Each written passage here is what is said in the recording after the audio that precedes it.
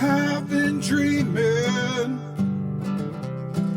new horizon, and a day it all came true. Keller Williams, you make dreams come true. Home sweet home, oh home sweet home, home sweet home.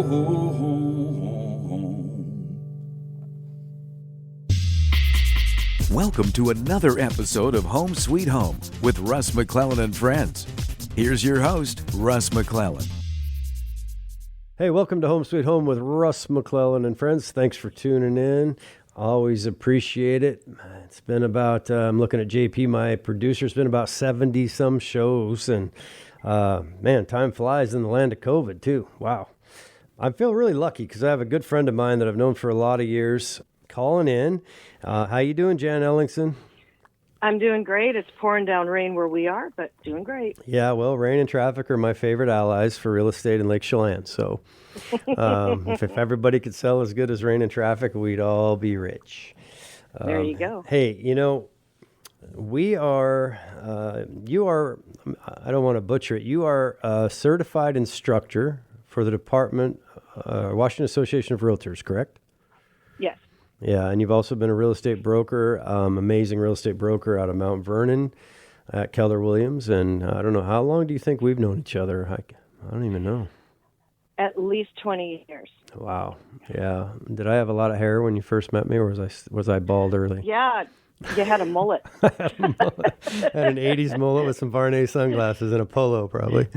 And a Kawasaki Ninja, because Top Gun, I think, came out in 86. So. Anyway, the reason I asked you to call, and you're so gracious with your time as always and so generous as a human being, so I'm grateful to be your friend. But the reason I asked you to call in today is that my spidey senses as a designated broker and operating partner of Keller Williams have been really firing about safety. And one of the things that we're lucky enough to be able to say is that you are a safety. One of the things you do, among many things, and all your talents, is teach realtors safety. So I thought maybe we could just have a conversation today over the next this segment and two others, about what does that even mean? And, you know, one of the things that I'm a little worried about is that the stress of being locked down seems to be manifesting itself in some strange ways. Social media has never been so polarized. We're in a political year of ideology that has seemed to creating all kinds of judgment and reactions that is just strange. So we've been locked down about 6 months now, and we haven't really had the normal opportunity to talk to people about protocols and safeties because we're all kind of living in this digital world. So maybe with that as the foundation, could you just kind of tell us some things that you're thinking about, things that you would have seen, or things that you could share to help somebody stay safe? Well, we have an organized safety course that was written in 2001 after a Bellevue realtor was murdered. His name was Mike Emmert, and I want to give him, his family, the peace. But he was murdered showing a house, and his family has allowed us to take that example to strengthen our own safety procedures. What I see right now during COVID, I don't know where your county's at. We're in phase 2. We can now do open houses with up to 5 people, which we're like celebrating, but houses are selling so fast here, we don't even have time to do an open house before it's sold. But what I'm seeing is people are getting so excited to go out, they're forgetting some of their safety measures. COVID, of course, is one of them. And making sure that you're wearing your mask. There are people, I've been out showing property, and there are people standing in their yard making sure that we are wearing our masks. I have a police chief of a municipality that's out of my county, and he is always wanting to make sure that we stay safe, and he reminds our agents, which is really nice of him to do. But we try to stay safe using our masks, We have hand sanitizer. If on all of my listings, I have hand sanitizer and masks. They're all sitting there at the location. But what I'm seeing is everybody's so eager to start getting back to work. They're letting those things lax, and you really shouldn't, especially if you're in a high-risk group. And I also see people who haven't been busy taking some risks on working with people they haven't met, meeting them at houses, which is one of our first safety protocols is when you are showing property. Make sure you've at least had some conversation with them ahead of time, get to know who they are, because you don't want to relax that. You never know who's waiting at a house, a vacant home usually, that might want to do you some harm. So I just want people to be thinking about that. Years ago, I had an opportunity to talk to one of the psychologists that put away the South Hill rapist in Spokane. And I asked her, why do these criminals, after you've interviewed so many of them, what do they tell you why they go after real estate agents? And her first reply was because they can. And boy, that really hit me hard. And we need to make sure that we're staying safe, that we are practicing our safety protocols now that we're getting back out and working and remembering some of those safety protocols. So that's kind of what I'm seeing the most is people really chasing new leads, chasing buyers, and not really doing their homework. When you think about it, we're the only business in the world where we say, hey, I don't know you, but get in my car, I'll take you somewhere. Yeah. Or, hey, would you meet me on the top of a mountain? I would like to see some acreage. Are you coming by yourself? Yeah. And believe it or not, some of that silliness, but we're running and gunning so fast. And that's one of the reasons I wanted to slow it down and focus on this because we run and gun so fast and we may be a little bit laxed because we are so busy that some of those pretty obvious statements, like if a guy said to someone, hey, are you alone? And you may not realize, but that's kind of a big deal if somebody asked you a silly question like that. And that, one of the things that I tell, we just had some situations here locally that one of my agents was a little bit concerned for her safety. And one of the things I said was, well, lock your doors. It was kind of a weird dude client. And I said, hey, please just lock your doors. But most importantly, don't take any chances. I mean, if you're feeling a certain way, vocalize it and we'll take it very seriously. And if you hear anything, call 911. And it doesn't matter if it was a false alarm because I think that's one of the things like, oh, well, they seem like a nice person or no, I'm just overreacting. No, I take it very, very seriously because I do think that's, and more than I, is that one of the areas where you see that people can get in trouble is when they just kind of relax? Yeah, they relax those safety protocols and they aren't, like I said, we're out chasing clients right now because we need to be. A lot of realtors have been out of work for a while. My office continued to stay open. I have a team of 10, and we can continue to cover for each other. We still do Zoom meetings every Monday with our team, so we get to see them and talk to them. They're still doing their lead generation every morning. They're still trying to get clients. We were able to still show property in Skagit County to one person at a time, then to two people at a time. So my business has not particularly suffered, but we do teach safety in our office. And I don't know if you want to go into it in this segment or not, but we never do open houses alone when we do those. My new buyer agents, unless they know the person and have worked with them for a while and are comfortable, they have to show property in pairs right now. Yeah, well, there's some pretty obvious examples. I was actually I don't know if you know Lance, right? Maybe. Lance Otto. He was in my bold class in Marysville a couple of years ago. Yeah, well, he moved right around the corner from me as a second home in Lake Chelan. But when I had just met him, he was in the bold training that's offered by Keller Williams, and he was at a showing where he got jumped by 3 or 4 guys, and luckily for him, he's a big, strong dude, athletic dude, and he was able to fight him off and get away from them. But and to his credit, he's an amazing realtor. He came the next class, and he was black and blue from head to toe, but he was there, and he got lucky. He said that they were trying to kill me. I mean, that was at a showing where he was by himself, and that's one of the things I wanted to bring up. Isn't it true that we sometimes as men think, well, I'm tough. But in reality, like, the attribute that you gave Mike, who was murdered in 2001, men are actually, if I remember right, they're targeted almost more, if not more, than women. The statistics show that the men are murdered more often than the women. Women agents are sexually assaulted more. I had a listing out in, we have a lot of farms out here, and I had a listing out in farm country. And a gentleman pulled up. I was getting ready to take up my signs, and a gentleman pulled up and had a huge dog in his car and was asking me, "Oh, can you reopen the house?" And I said, "Sure," and he started to open the door and gave the dog the command to attack me. And he didn't know my husband was there with me. And my husband came around the corner of the building. He pulled the dog back in and sped away. Wow. Yeah. That was my first experience with being scared to death. The second time I actually was grabbed from behind. And those two instances really made me realize I may not get out of every one of these if this keeps up. And that's over a 23-year career, so it wasn't just like in 2 days. But still, it was enough to wake me up. Yeah, well, it's fortunate that the vast majority of people are good people, and the downside is to that statement, there are bad people. And when we come back, we got about another minute in this segment. When we come back, I think I'd like to dive into some of the real practical things that you can do with respect to protocols that should be implemented in your office if they're not. And if they are, great. Let's just have a conversation about reminding us of what they are, if that's okay with you. Sure.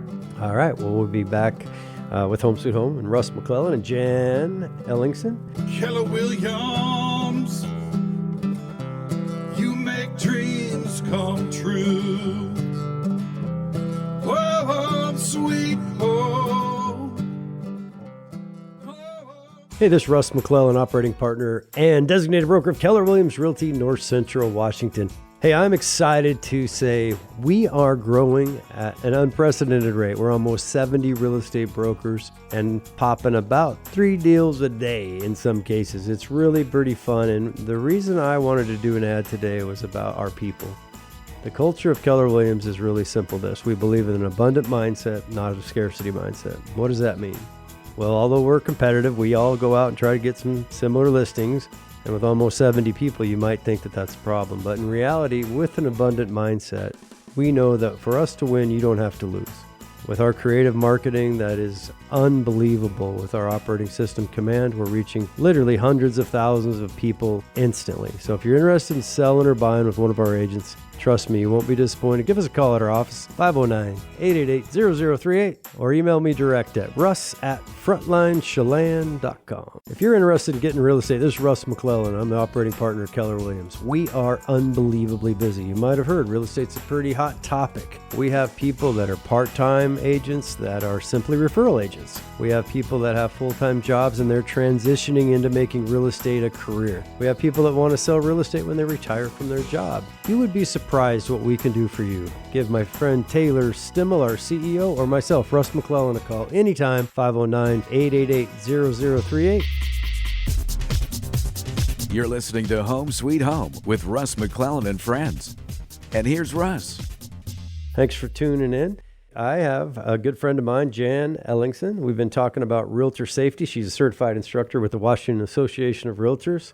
And in the land of COVID, I think what better time, 6 months of lockdown later, to talk with Jan about safety and real estate and open houses. So, Jan, we just kind of finished up our first segment, but what I'd like to do is dive right into what are some of the things that realtors can do, and or buyers and sellers, I suppose, to stay safe.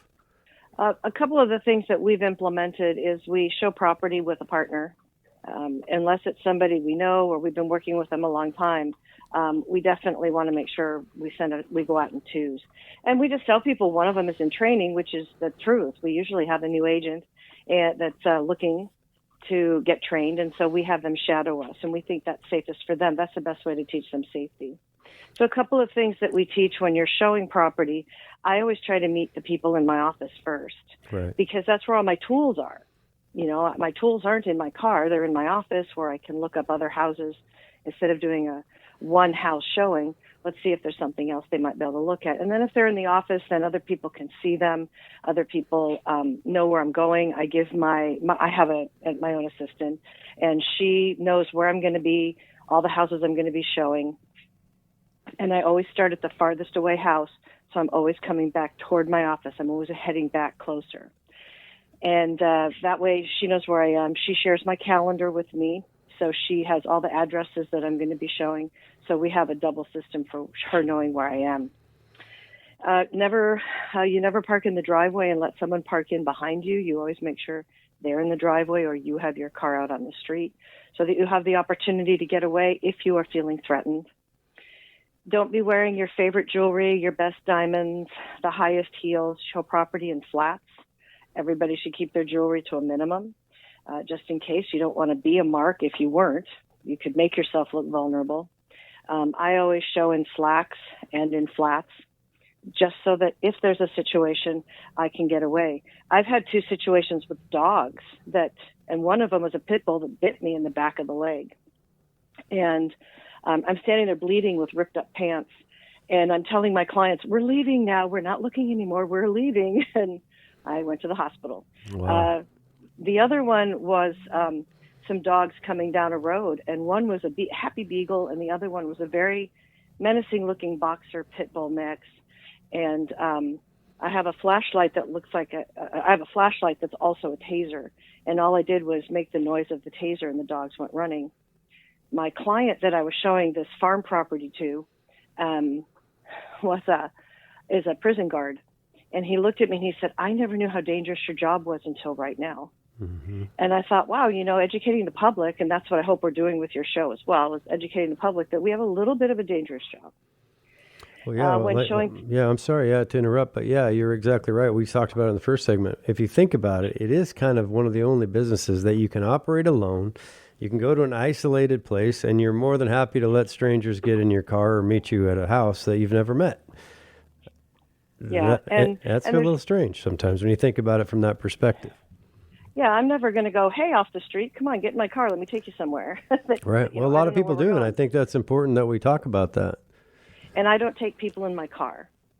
I used to, and too many children puked in my backseat, to be blunt. So right. I got tired of that. But what I did do is I have them follow me because I don't know if other people are like me, but if I don't drive there myself, I'll never find it again. And so I tell them that. I go, look, you'll be able to go back and look at these houses at in your own time, and you'll be able to find them when it's time to do the inspection or whatever.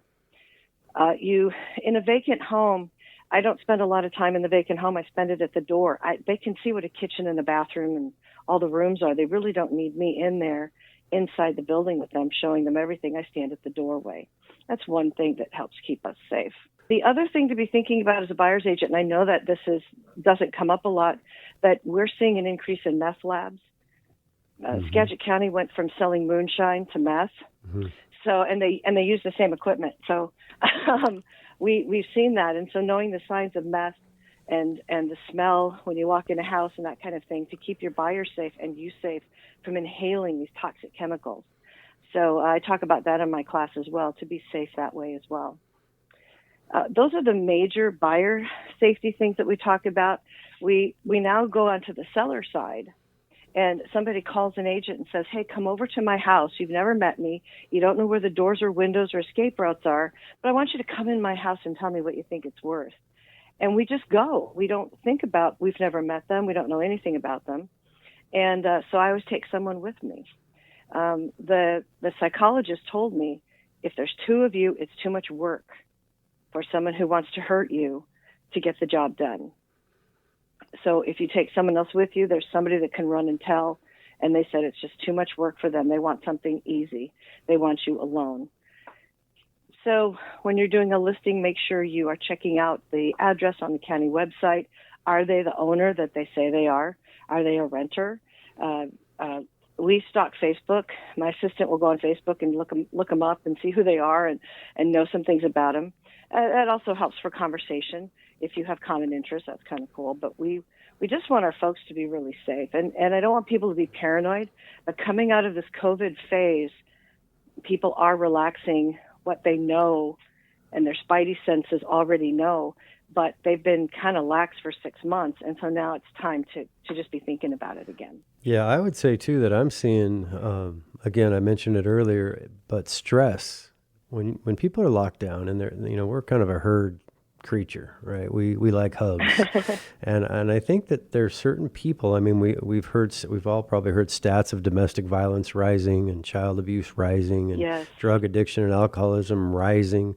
Because again, we went from socializing every day to immediate lockdown.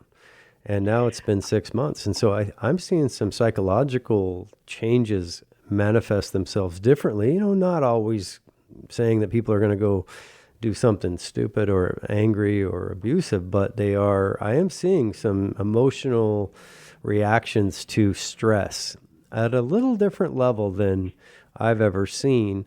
And it's making me feel, well, it sparked me to do what we're doing right here and to have you teach classes for our association that we sponsored last month. The idea for me, I think I've heard this one, I wanted to ask you about it, is just simply asking somebody for their ID. Yeah. That I've heard, tends to, like you said, if they don't want to work for it, right? They want the path of least resistance. So if you ask for an ID and they're like going, well, I left it at home, those are red flags, right? Well, and one of the things you can tell people, which is what I do, is that escrow company is going to require it at closing. So we just get it up front. That way it's kind of a common thing. But, we talk about safety. When they're in my office, I talk about safety and say, well, when we go to these houses, we don't know these people, and so we need to be safe in their home, and we need to behave, and your kids can't play with their kids' toys. And especially during COVID, we've had to make sure that everybody stays sterilized, so to speak, with their hands and stuff. I'm seeing stress in the homes when we go, and I'm seeing some sales that are coming up because of COVID stress. And that makes me nervous because people are angry, and we are seeing a rise in domestic violence. We've seen a rise in our 911 calls, and we're seeing a divorce rate. And quite frankly, not a plug for me, but I'm working with a ghostwriter to produce a book for divorcing couples and about the stress and about who we work for and how we can help. Because we are more than people that just sell houses. I've been a counselor. I've worked with widows who need help because the husband had always done all the bills and fixed the house, and now they have to let it go, and how hard is that and how stressful. And right now during COVID, they have nowhere to go. And that's what I think is also creating the stress. They may sell their house, but now where do they go? And so I'm seeing that kind of stress. I've seen some houses with holes in the closet doors from the inside. Very troubling. Mm-hmm. That's a sign of domestic violence. And, where we can bring peace to the situation, we will. But selling a home is right up there with birth, death, marriage, and divorce. Buying or selling a home is in that top 5. So you put any other stressor on top of that right now, and it really makes us be professional in the situation and be able to help people through it. Yeah, for sure. And I think just being aware, you sent, just to touch on it again, I really like that point that you made when you're in a vacant home or really any home. Do you really need to follow people around to every little room? I guess you do if it's got furnishings. I guess there's some security aspects there, but definitely on a vacant home, they know what a bathroom is. Right. Yeah. So it's a red flag. So what, if someone said, well, hey, I need you to come back here, Jan, and let's look at the shower together. That's a red flag, right? Yeah, I wouldn't. I would need a phone call or something at that moment. And the buddy system really is, like you said, that's probably, if there's one thing, it sounds to me like that's the one thing that really will insulate you, not guarantee you safety, but definitely help, because nobody wants to take on 2 people. Well, and again, on the listing side, a lot of people put a really glamorous shot out there on their signs, and they say open house, or they'll say on Facebook, come see me at the open house. It should be come see us. Right. You don't need all the fancy, pretty pictures of yourself. just to show that you are a female alone in the house. That doesn't make sense to me at all. Yeah, well, that makes sense. When we come back, we're coming to the end of the segment. I want to dive into a little bit more of that, and then some of the things that I'd like to ask you about with respect to training, etc. So we'll be right back with Home Sweet Home with Russ McClellan and Jan Ellingson talking realtor safety. Keller Williams, you make dreams come true.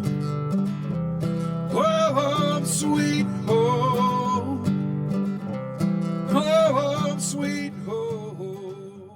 Hey, this is Russ McClellan, operating partner and designated broker of Keller Williams Realty, North Central Washington. Hey, I'm excited to say we are growing at an unprecedented rate. We're almost 70 real estate brokers and popping about 3 deals a day in some cases. It's really pretty fun. And the reason I wanted to do an ad today was about our people. The culture of Keller Williams is really simple this. We believe in an abundant mindset, not a scarcity mindset. What does that mean?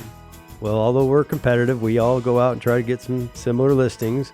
And with almost 70 people, you might think that that's a problem. But in reality, with an abundant mindset, we know that for us to win, you don't have to lose.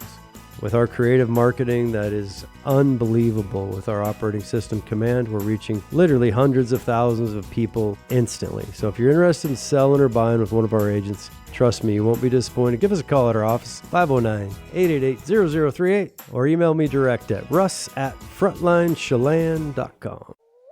Hi, this is Russ McClellan, designated broker and operating partner of Keller Williams Realty NCW. You know, we have almost 70 agents and growing rapidly. We're almost a legit company now with over 2.5 years experience. The good news is this: if you're thinking about changing your life, my goal and my mission to you is to help you transform the life that you deserve and that you want, using real estate as the vehicle to do that.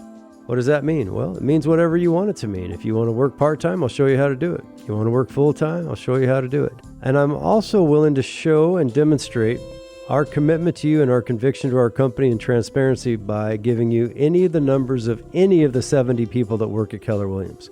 We're a family, we care about each other, and we care about you. So if you want to change your life, you want to get into real estate and have some fun, let's get together and talk. 509-888-0038. Give me a call anytime. You can also call my cell phone at 509-470-2416. You're tuned to Russ McClellan and Friends on the Real Estate Show Home Sweet Home. Let's get back to Russ. All right, welcome back. I got Jan Ellingson, a good friend of mine of a couple decades or more. Hi, Jan. Hello. I don't know how that's possible if we keep getting younger. I know. You know. Jan is an amazing realtor. She has a team of 10 people. So if you're ever in the Mount Vernon, Bellingham, anywhere over there, she's got an amazing team at the Keller Williams office there in Mount Vernon. So call her. But she's also a certified instructor. One of the things she teaches is safety. And we've been talking about realtor safety, especially these days, which seems to be a little bit, last time we had a world pandemic, what was it, 1918? So I don't think any of us are really too used to it. One of the things that I wanted to dive into is a little bit about the two major things that the Association of Realtors preach or teach is with your classes is use your brain, right? Yep. And with that, what was the other thing that you said that they focus on? Your cell phone is your best defense. There you go. And how would you feel if someone is in if you could freeze time and try to imagine a scenario where I'm a single man or woman, doesn't matter. Because like we talked about earlier, the murder rate for men is actually higher than women, and then the sexual assault rate for women is higher than men. So either way, it's a very unpleasant scenario. Yeah. So if you could freeze frame, because I can imagine this scenario happening, and I've actually been in some of these situations where my spidey senses started firing. My gut feeling was, this is weird. What would you say to someone that they were in a situation by themselves and all of a sudden they felt strange? If they're out with the client away from the office, Mm-hmm. My team has a rescue plan, and I'm not going to share what it is just in case someone's listening that we don't want to have no rescue plan. Sure. But just know that there is a code that we use. Anybody that's feeling uncomfortable. In fact, we have it anytime you're uncomfortable, not just in real estate. And there's numbers that you call, and you say a particular word that we are familiar with, that we've agreed on, and then we will immediately say, do you need the police? Because they can't stand there and explain what's going on. And so we will say, do you need someone to come help you? Although we're not out ever showing alone, almost never. But at the same time, if they're out and somebody wants to see a house and it just happens, we definitely want them to call. Even if they're just calling to tell us, hey, here's where I am and here's where I'm going. So that we have a clue that if we don't get to you where you are, we'll get to the next place. Well, that's a great idea, especially if somebody was being abducted and they were being forced to call in and say, I'm going to be gone for the next 2 days. And somebody had a gun to their head.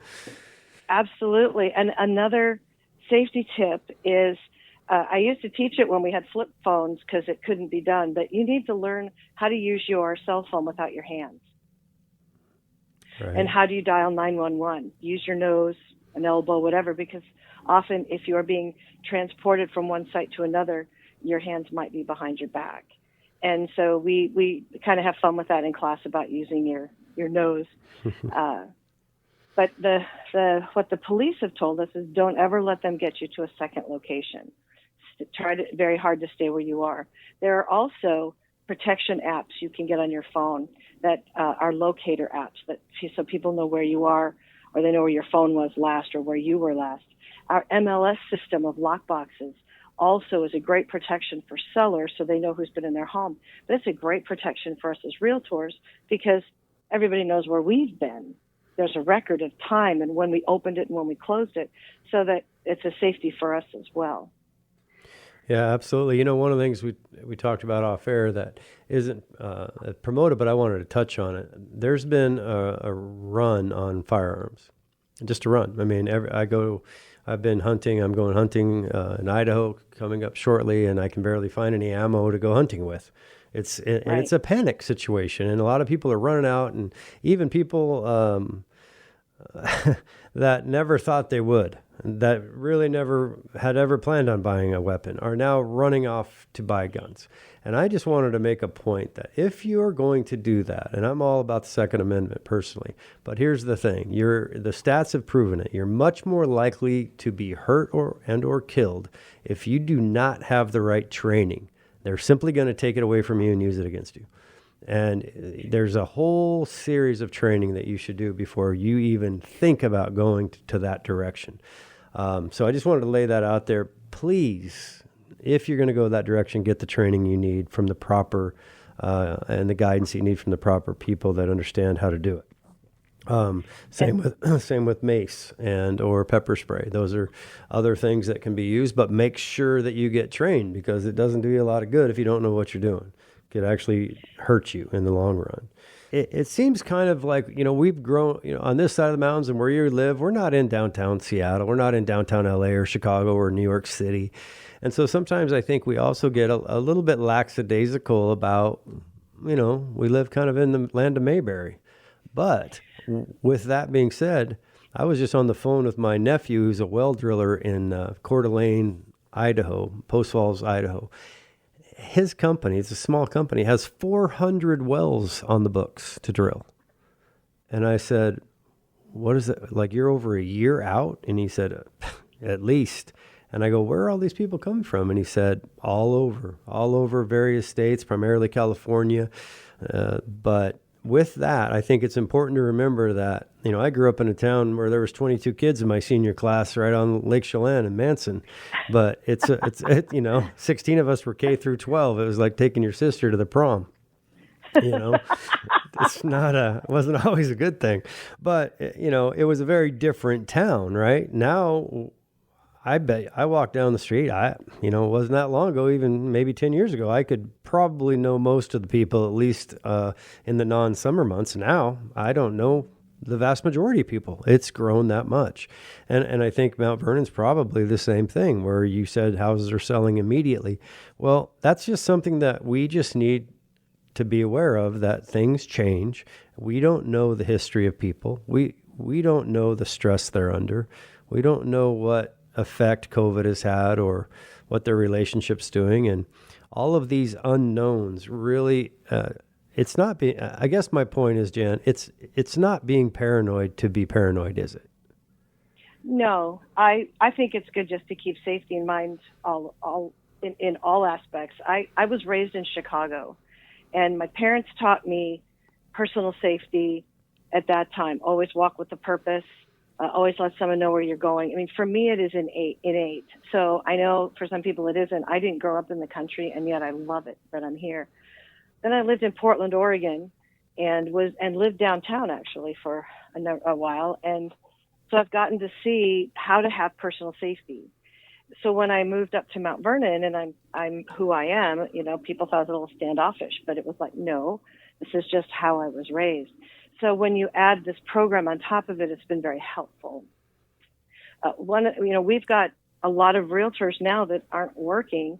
If you remember 12 years ago, when we had that bubble burst, there were jobs for people to go to. This time there are no jobs for agents to go to. And so that's a huge stressor right now. And the PPP funds have been helpful and unemployment. But it's, when we get back to work, it's time to be rethinking safety and try and work through the stress.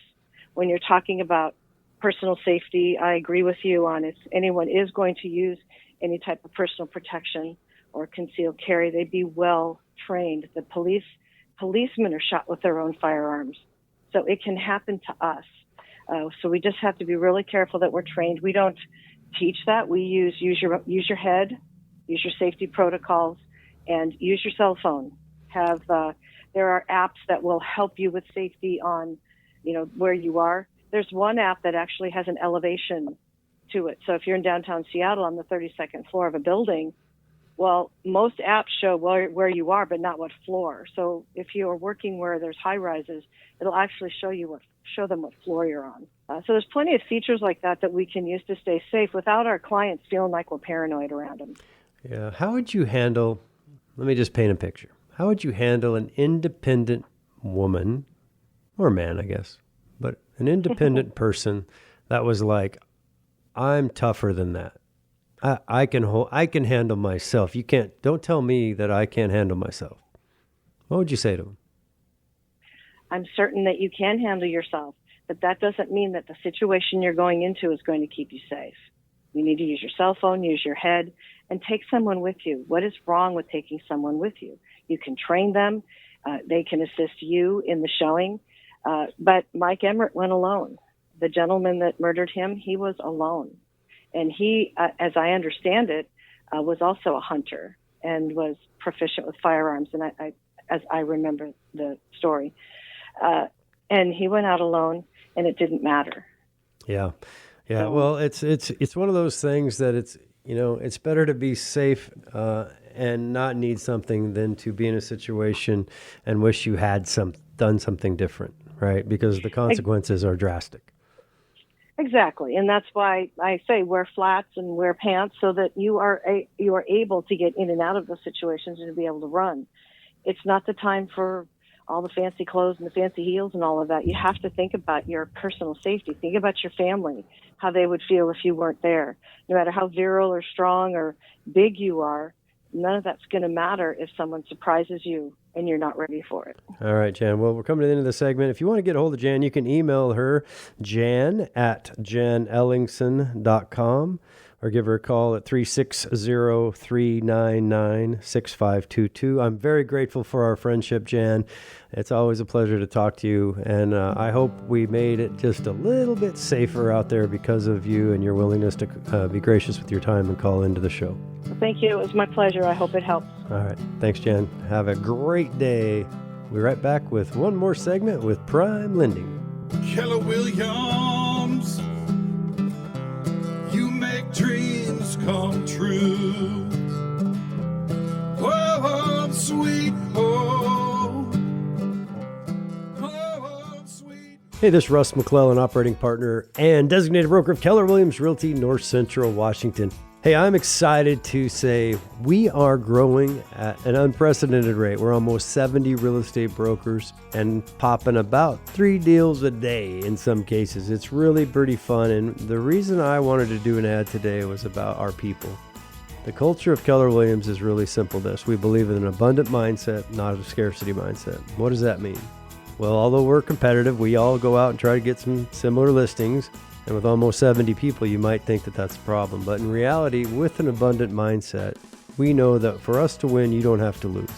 With our creative marketing that is unbelievable, with our operating system Command, we're reaching literally hundreds of thousands of people instantly. So if you're interested in selling or buying with one of our agents, trust me, you won't be disappointed. Give us a call at our office, 509-888-0038, or email me direct at russ@frontlinechelan.com. If you're interested in getting real estate, this is Russ McClellan. I'm the operating partner at Keller Williams. We are unbelievably busy. You might have heard real estate's a pretty hot topic. We have people that are part-time agents that are simply referral agents. We have people that have full-time jobs and they're transitioning into making real estate a career. We have people that want to sell real estate when they retire from their job. You would be surprised what we can do for you. Give my friend Taylor Stimmel, our CEO, or myself, Russ McClellan, a call anytime, 509-888-0038. You're listening to Home Sweet Home with Russ McClellan and Friends. And here's Russ. Hey, welcome back to Home Sweet Home with Russ McClellan and Friends.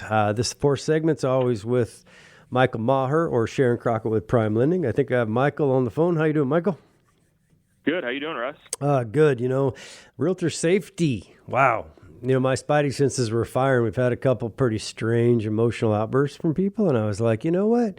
When we're in the office all the time, we typically talk about the policies of being safe. But, in your world of lending, it's the same thing. We got to always be aware that we're dealing with people we don't know on one of the biggest decisions that they've are ever going to make. And it's a stressful time. So I just wanted to make sure that we had Jan on. She's amazing and appreciate her very much. We've been friends for over 20 years, and she's now one amazing instructor. So anyway, what I thought we'd do, Michael, is unless there's some other things that you'd want to talk about, I'm curious how the interest rates combined with appreciation is allowing people to take that equity, which is the difference between what your home's worth and what you owe, and tap that equity, turn that equity into cash, and then reinvest that cash into other investments.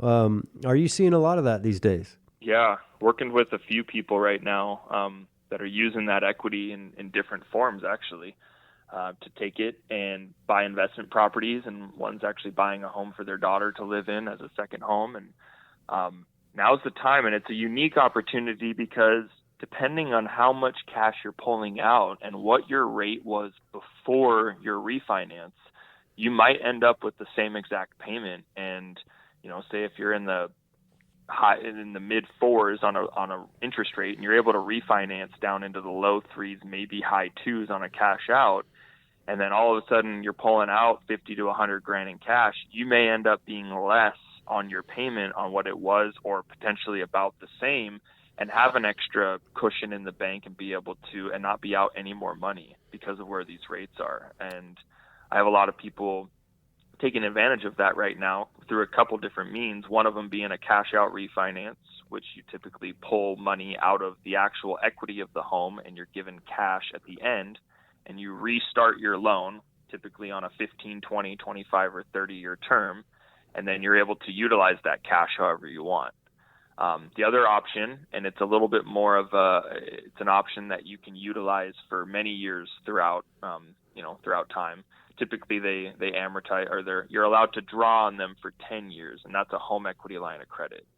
Basically, you get a second loan depending on how much your home is worth, and you're able to use that home equity line of credit for, like I said, most places offer a 10-year draw period, so you're able to pull money off of it and then pay it back.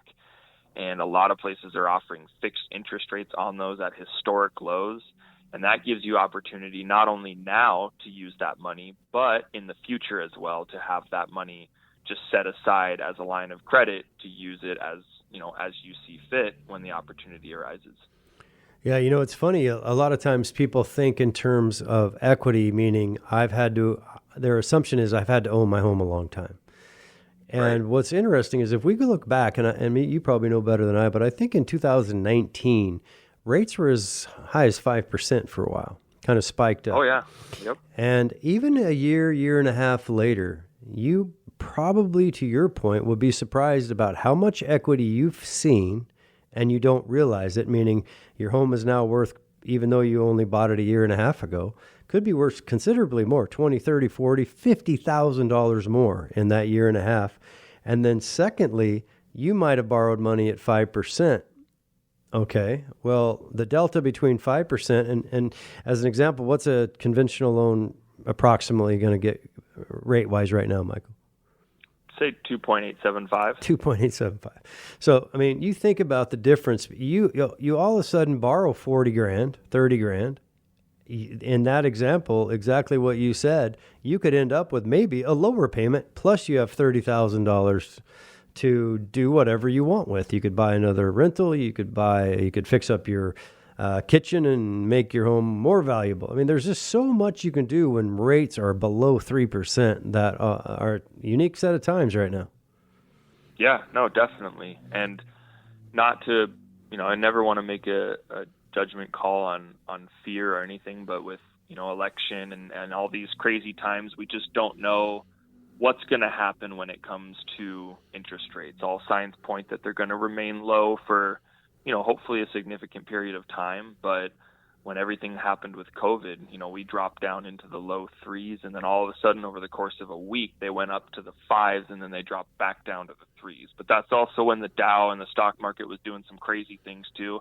So things have kind of stabilized a little bit, and they're a little bit more normalized. However, with all the emotions floating around and things, all of a sudden Tesla does something and, this Dow jumps down 5,000 points. And then the next day Apple does something and it's back up 8,000. So it's just, you just don't know. So, contact us, at least get an idea of where you're at and what your goals are. And if you've thought about doing it, just reach out and ask the question, so at least we can have the discussion to see if it's the right time and take advantage of where rates are right now, because we do not know how long. No one has a crystal ball. Yeah, and while we're on the topic of reaching out, what is your number? What's the best number to get hold of you?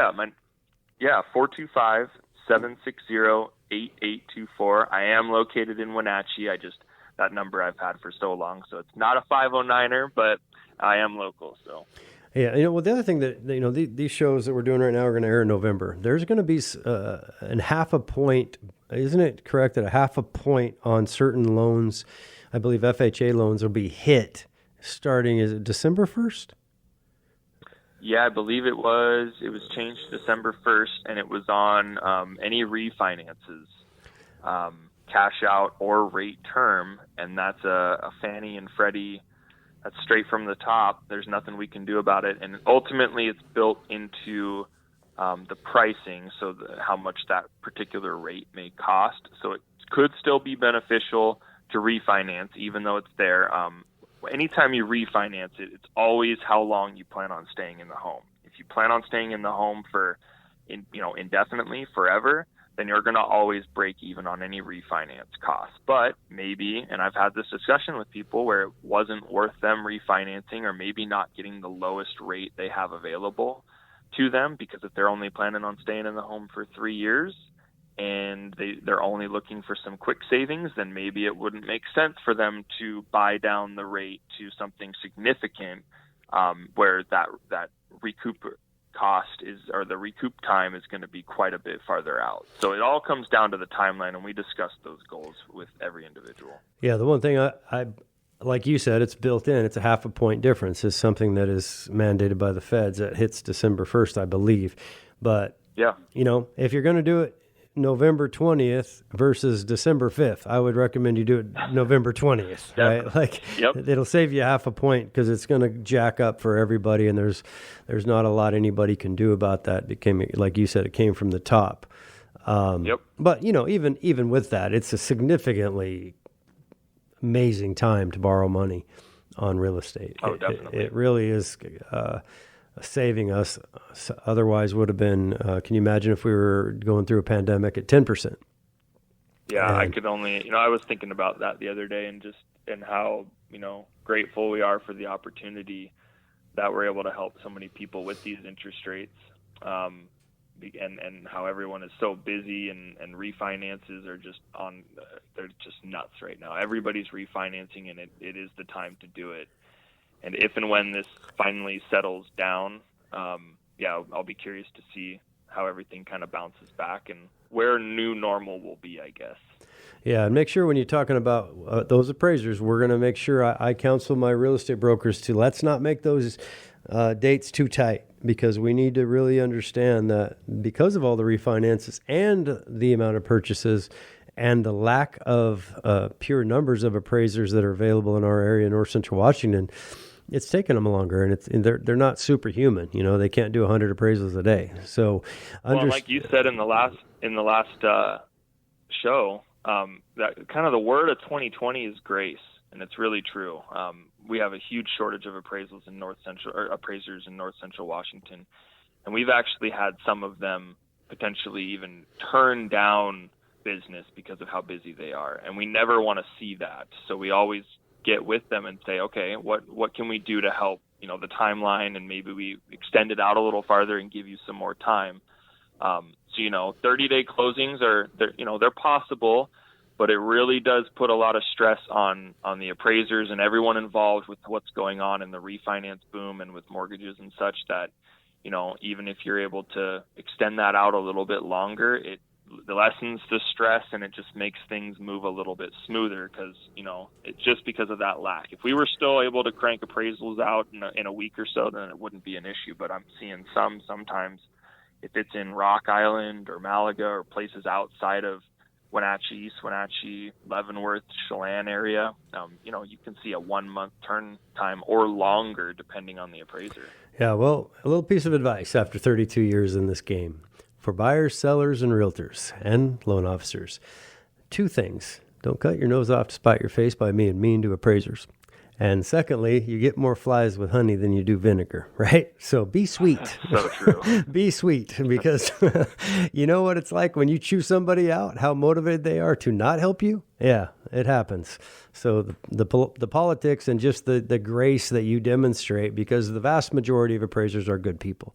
And and they try hard, and they're under extreme pressure. And you can imagine if you had 100 realtors yelling at you every day to get it done yesterday, and you're doing the best you can, you get a little frustrated. So generally speaking, show some grace, be nice to each other. Appreciate you calling in, Michael. As always, throw your phone in the drawer, take a big, deep breath, look outside, maybe look up at night, see some stars, do some things that maybe sound a little corny, and take that stress down just a little bit, right? Be nice to each other. Hey, have a great time. Appreciate it. Thanks for tuning in. Have a fantastic day. It's a bright new day, just came my way. I bought a new home, yeah, home, sweet home. Oh, home, sweet home. Keller Williams, I love my dream home. Home, sweet home.